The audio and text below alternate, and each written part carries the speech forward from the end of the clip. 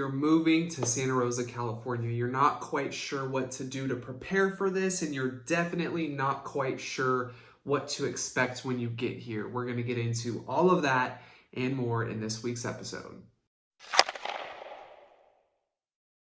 What's up, guys? My name is Danny. I'm Cronin. I'm a real estate agent right here in Santa Rosa, California with W Real Estate. If this is your very first time to my channel, please consider hitting that subscribe button. I drop a video once a week, every single week, all having to do with living in Sonoma County. And of course, as always, if you have any questions about buying or selling, I am a full-time real estate agent. All my contact information is below. Call me, text me, send me an email, whatever's easiest for you, and I would love to help out. And with all of that being said, without further ado, this is moving to Santa Rosa, California, and 10 things you'll need to know before doing so.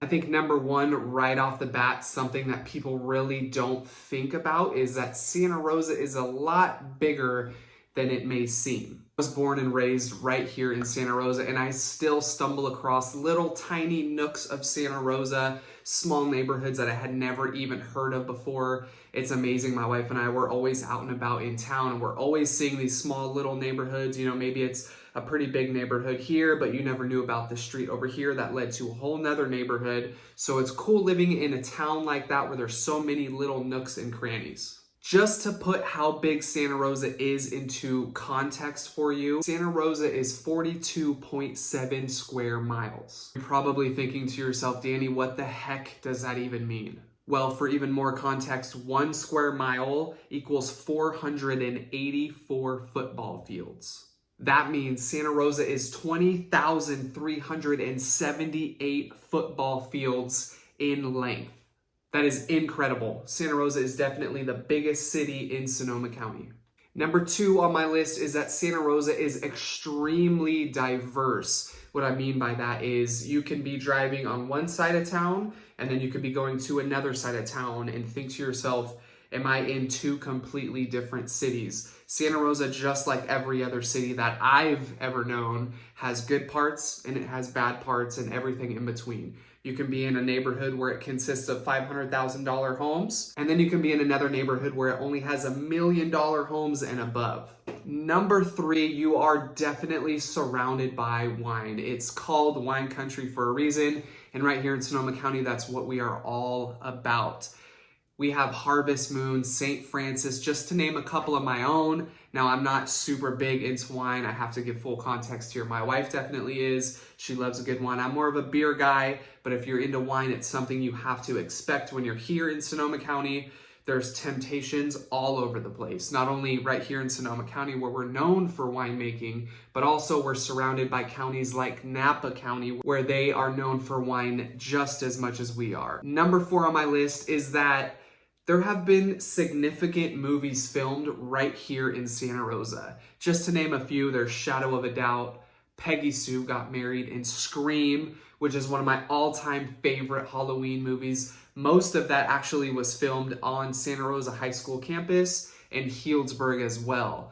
I think something that people just don't really think about is that, you know, not only our little town up north is definitely a lot bigger than some people may seem to think, but there's also, this is a pretty well-known town. A lot of great things have happened here. There's tons of history about this town, which we're going to get into further in this video. But knowing that there have been some major movies filmed right here in Santa Rosa, pretty cool. Number five on my list is that this town has history. If you're ever bored, you need something to do, there's always something to do, always something historic to go and check out.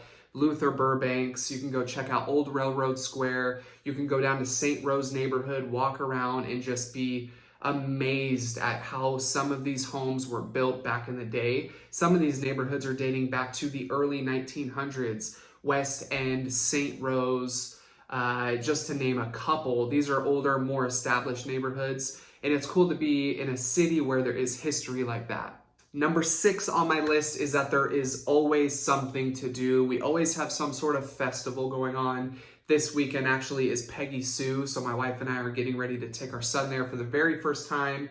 It's Peggy Sue's a car show that we have here in Santa Rosa every single summer. It's amazing. They have a car tour, then they have the car show at the end of it. There's always good food there. The turnout is always incredible. It always happens to be on like the hottest weekend in the summer though, so I'm not sure how much longer we're gonna be able to go and hang out for, but it's always fun to do. So we got Peggy Sue's car show. We have the Sonoma County Fair that's held here every single year. We have the Luther Burbank Rose Parade that's here every single year. Wednesday night market that happens in the summertime every single Wednesday. Vendors come around, they sell fruit, they sell food. People go, they hang out, they listen to music, we have a good time. There's always something to do in Santa Rosa. Number 7 on my list, we have 65 parks in Santa Rosa.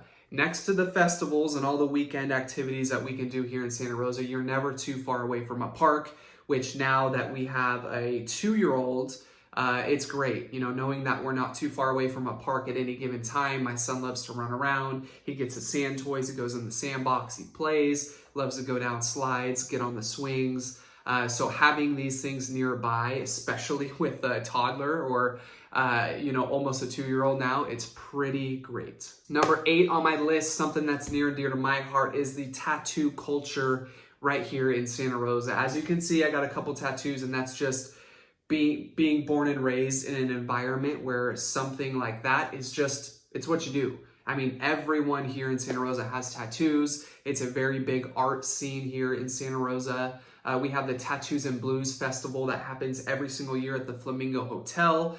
It's basically a tattoo expo in one of the hotels here in Santa Rosa. They have food, music, tattoo artists come from all around the world here to give tattoos.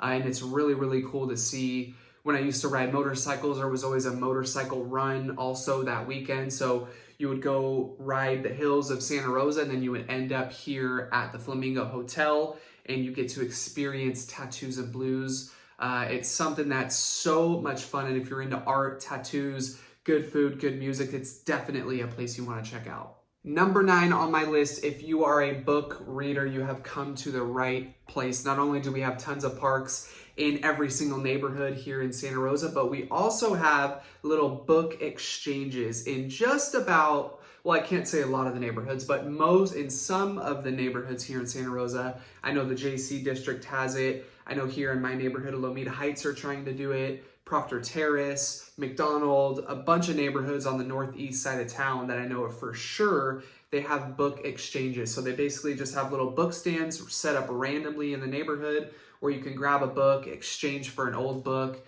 And it's just really cool to see that camaraderie, to see that the neighbors, you know, they got together and they wanted something like that in their neighborhood. Extremely cool. So if you are a book reader, I can't say that I am myself. I'm trying to get a little bit better at it. My wife is definitely a lot better at that than I am. But if you're a book reader, Santa Rosa is the spot to be. And number 10 on my list is that if you are a foodie, Santa Rosa has so much to offer you. We have so many different types of foods right here in Santa Rosa. It's amazing. You never run out of options. My wife and I, we always go to sushi, Chinese food. We have our go-to spots near our house. I love Mexican food downtown on 4th Street. You cannot go wrong in picking any one of those restaurants down there for Mexican food. But if you're a foodie, there's tons of options for you. Doesn't really matter what you want. It's not too far by at any given moment. And that is going to wrap up this week's video on what to expect when moving to Santa Rosa, California. I hope it was helpful. If it was, give this video a big thumbs up. Hit that subscribe button if you want to see more content just like this, and drop a comment below and let me know what you thought about this video. And of course, if you're thinking about moving here, maybe you're thinking about selling and going somewhere else, I am your guy. Please feel free to contact me. All my info is down below. Call me, text me, email me, whatever is easiest for you. And we'll see you on the next one.